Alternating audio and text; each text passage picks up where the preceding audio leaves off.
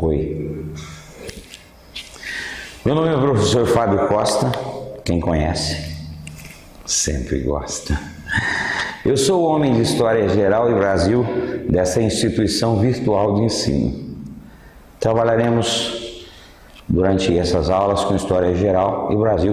O ênfase primeiro, pessoal, vai ser começar com História do Brasil.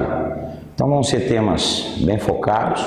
A gente vai partir de descobrimentos e período pré-colonial. Eu espero que vocês acompanhem, porque como diz lá em Minas Gerais, a pegada vai ser seca. Aguardem. Começando essa aula espetáculo desse tesouro que vos fala, com essa voz de locutor de rádio, nós vamos falar de navegações portuguesas e período pré-colonial. Então, galera, antes de mais nada, quando se fala em Portugal, nós temos a noção que Portugal sempre foi um país com base comercial. E além do mais, vou completar, Portugal sempre foi atravessador. Ou seja, os portugueses não produziam muita coisa não. A questão deles era astúcia em comprar o produto certo, que tivesse mercado tomador e, a partir daí, pudessem colocar a sua margem de lucro generosa, por sinal, tipo a minha barriga, bastante.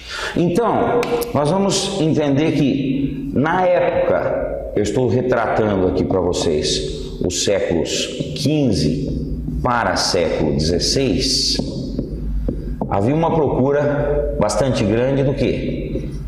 Das visadas especiarias, e a região fornecedora era a Índia, ok? Índia, tá?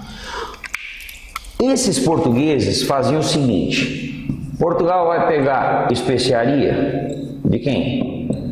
Da Itália, que por sinal pegava dos árabes, que era o pessoal que ia na Índia.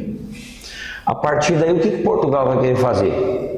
Dado o momento, eles vão procurar encurtar essa distância. E a esse processo, nós chamamos do quê? Chamamos de febre da vaca louca? Não, errado. Chamamos de professor de Fábio é lindo? Pode até ser, mas não é para o momento. Nós vamos chamar isso aqui de expansionismo. Expansionismo. Que também podemos intitular navegações portuguesas. Por que a gente fala navegações portuguesas, meu povo de Deus? Por que navegações portuguesas? Portugal foi o pioneiro no processo de expansionismo marítimo. Foi o primeiro país que saiu ao mar para buscar acesso direto às tão visadas especiarias das Índias. Então, a partir daí, eu vou dividir esse quadro, porque eu vou deixar vocês meio bambos na cadeira. Se preparem. Estão preparados? Estão preparados? Estão preparados? Vem comigo. No que diz respeito a navegações, vamos colocar aqui no rodapé do quadro, já que eu saio da frente, não apavorem não, tá? Não saiam daí, eu não saio daqui, fica tudo certo. Pioneirismo português. Ó, professor Fábio Costa, gordinho sexy, charmoso, da voz de macho. Por que Portugal foi pioneiro no expansionismo marítimo? O senhor pode nos dizer? Claro que eu posso. Eu sou professor dessa bagaça. Se eu não pudesse dizer, eu não estaria fazendo isso. Estaria fazendo outra coisa por aí. Poderia até vender meu corpinho, mas não é o caso. Fatores do pioneirismo português. Experiência. Como assim, professor? Os portugueses já navegavam no Atlântico? Veja bem, a experiência deles era relativa.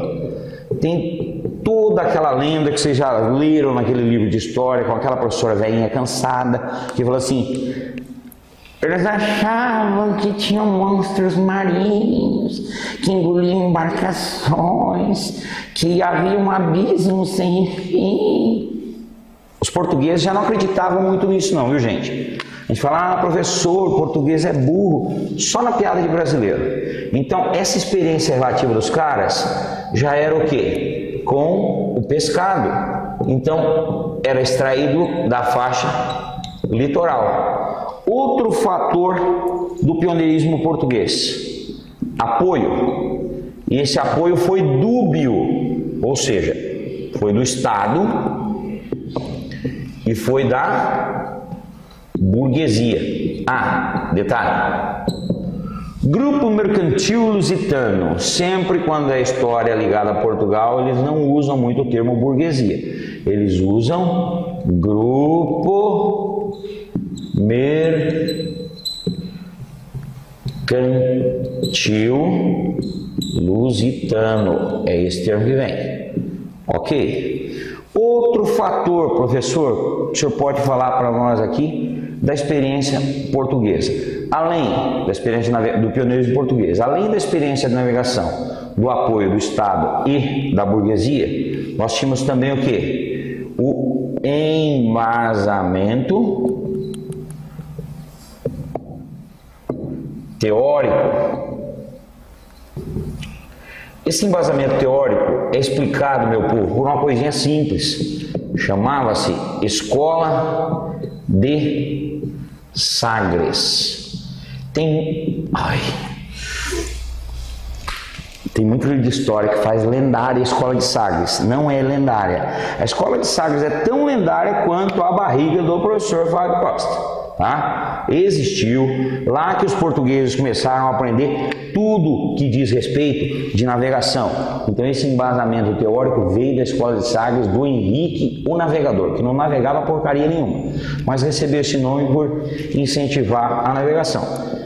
E o último fator, se não ficar a noite inteira falando de fator aqui, posição geográfica.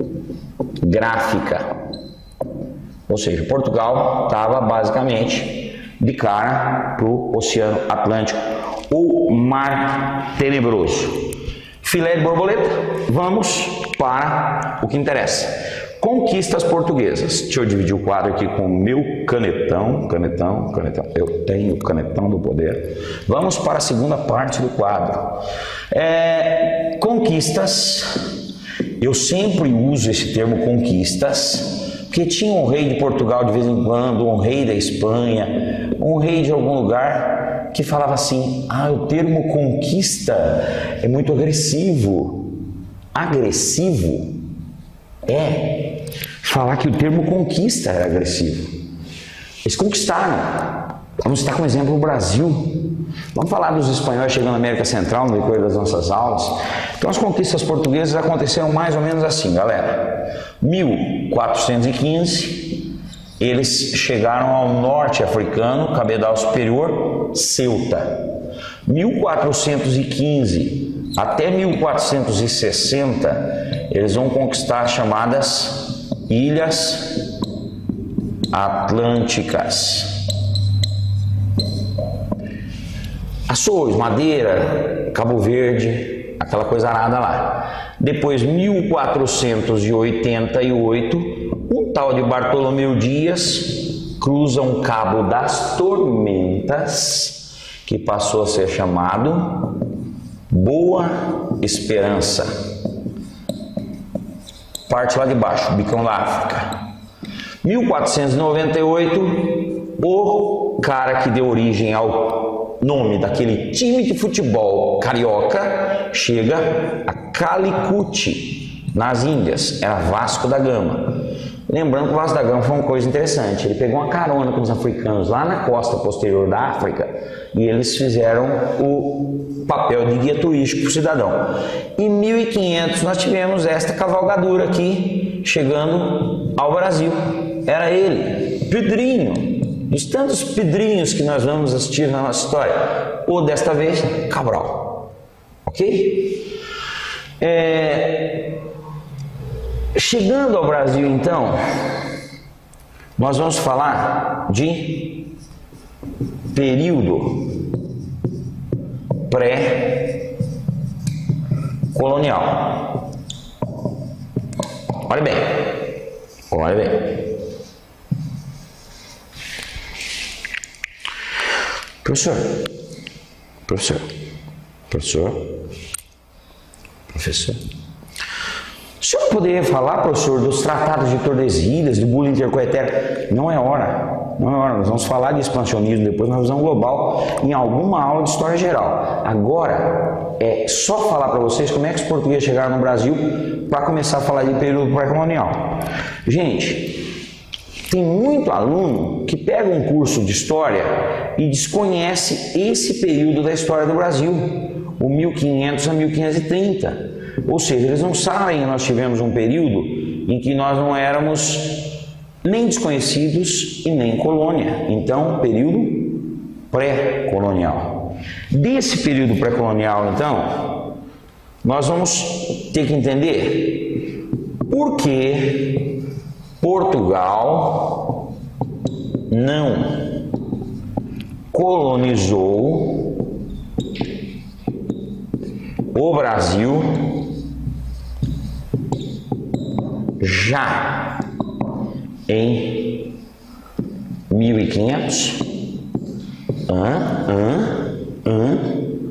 Alguém sabe? Levanta a mão. Você. Amores, o que Portugal queria mesmo? Vamos voltar ao quadro anterior? Fazer que nem aquelas menininhas de propaganda de pasta de dente. Esse era o objeto de cobiça dos pois. Se eles estavam ganhando dinheiro com isso, caramba, eles chegaram em Calicut antes do Brasil, eles não vão querer sujar a água e inverter a forma de agir. Então, eles falaram, estamos ganhando dinheiro com especiarias, deixa o Brasil em banho-maria, deixa em ponto morto, em stand-by. A partir daí, gente, nós vamos entender que com o declínio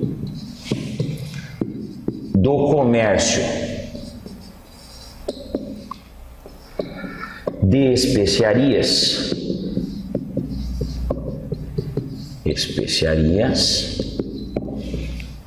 a colonização começaria. Então, primeiro eles vão apostar naquilo que eles já estavam desenvolvendo e estava dando certo. A partir do momento que eles veem que, pela chamada lei de oferta e procura, a especiaria começa a ficar a preço de carne de vaca, o que eles fazem? Eles vão ter que buscar outra fonte de lucro. Qual seria essa fonte de lucro? Brasil. Então vamos entender o seguinte. Agora eu vou repartir de caneta azul. Meu canetão azul do poder está riscando o quadro. Professor Gordinho, quando se fala Brasil pré-colonial, o que era a economia desse período? Bom, economia desse período todo mundo lembra lá do 6º ano, quando fez aquela escola, que você muitas vezes, seu capetinha, ela só encheu os picuados da professora, ela falava assim, o comércio do pau-brasil, era o pau-brasil. E para que servia este trem? Professora, era para atingir tecido. Isso é o que aquela velha louca, aquela criatura idosa já cansada de escutar alguns capetas na cabeça, falou para você. Mas não era só tintura. Como é que nós vamos acreditar, gente? Prestem bem atenção nesse galã gordinho que nos fala. Como é que eu vou acreditar que o cidadão levava uma caravela de madeira? Está escutando você que está olhando para mim? Fala a verdade, lindo, né? Como é que eu vou acreditar que o cidadão levava uma caravela de madeira para extrair tintura, gente?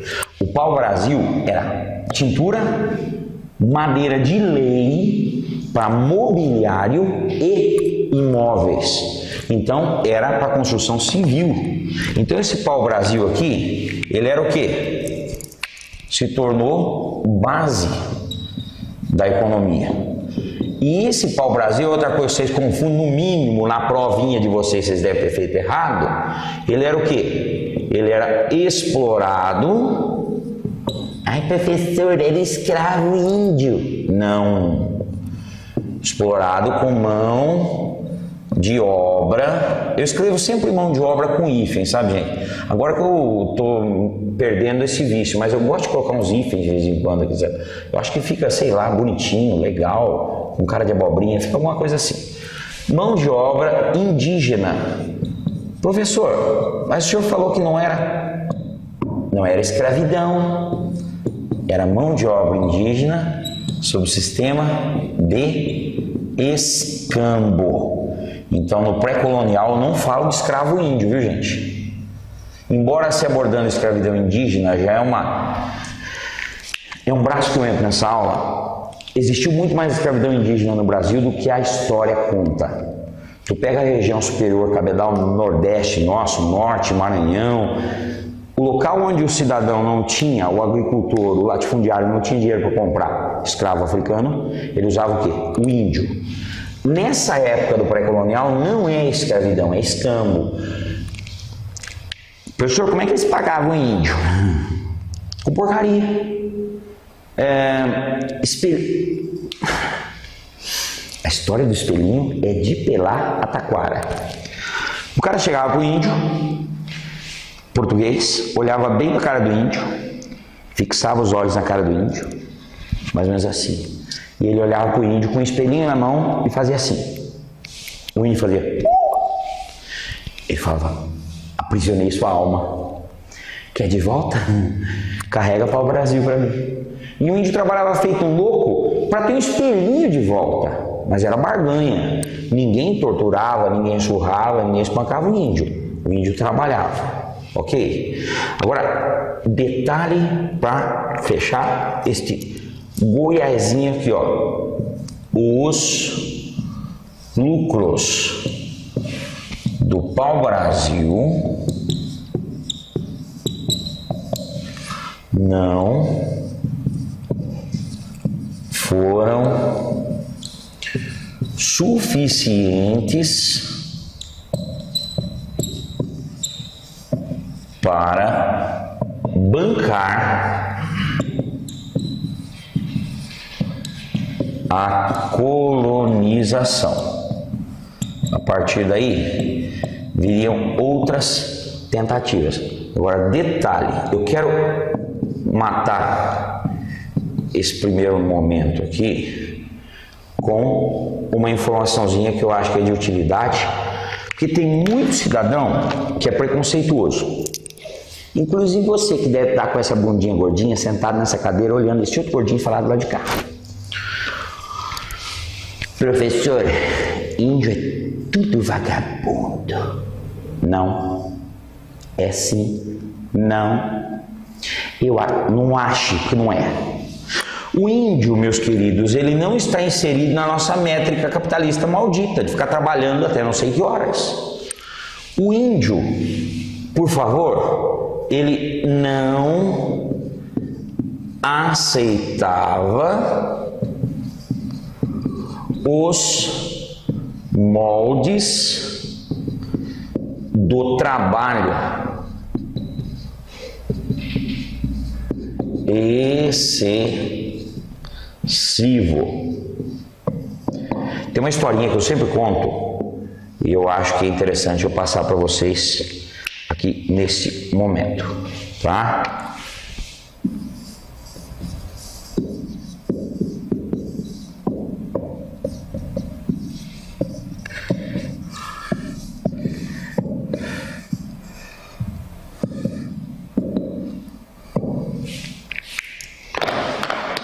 O inglês e o índio. Galera, uma vez tinha um jornalista inglês acompanhando um carregamento de pau-brasil lá nos primórdios do pré-colonial. Esse cara estava vendo para ver como é que estava se processando a exploração de pau-brasil aqui. E ele já dominava com certa facilidade o tupi-guarani, que era a língua falada pelos indígenas litorâneos. Grande parte era tupi-guarani, embora os troncos linguísticos variassem. Chegou um índio do lado dele. Ele estava lá documentando tudo. O índio chegou e, como ele entendia o tupi-guarani, o índio perguntou para ele: para que o homem branco carrega tanta madeira? O jornalista olhou e falou: índio curioso dos infernos. E respondeu: porque essa madeira eles vão mandar lá para onde eles moram e vão usar ela, o índio. O índio seguia a métrica cartesiana, do enquanto não entendeu, vou perguntar por quê. O índio falou assim, mas o que fazer com tanta madeira? O jornalista falou assim, eles vão extrair tintura, vão fazer móveis, vão fazer casas, tingir tecido. O índio falou assim, mas para que tecido? Eu ando pelado? Aí o jornalista falou assim, índio, safadinho, lá não pode andar pelado, tem que ter roupa. Mas o que fazer com tanto tecido? O jornalista já estava perdendo a paciência, né? Falou assim, eles vão vender esse tecido, essas casas, essa cadeira, para ganhar dinheiro. O índio falou assim, mas o que fazer com tanto dinheiro? O jornalista respondeu, eles vão comprar casas, vão comprar patrimônio, coisas para eles. O índio falou assim, mas casas?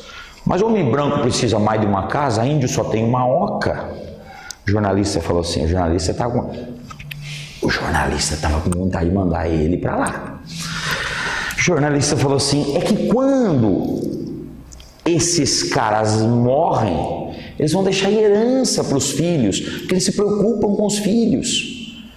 Aí o índio calou um tempo, ficou pensando, aquele sonzinho de grilo cantando no fundo. O índio falou assim, pobre homem branco. Eu, índio, também nascer, crescer, ter filhos e gostar de filhos. Mas do mesmo jeito que a terra deu tudo que eu precisava até hoje, ela vai fazer isso com os meus filhos. Então eu descanso sem me preocupar com mais nada. Isso é para você, capitalista, ganancioso, acumulador de bens. Somos capitalistas. O índio precisava da comida, da esteira, da água para se limpar e da Índia. Então a gente tem que quebrar esse preconceito e falar que índio é preguiçoso. O índio só trabalhava o suficiente para ter o seu sustento diário. Ok? Esse foi o nosso período pré-colonial. E a gente volta com mais coisas por aí. Beijo do gordo.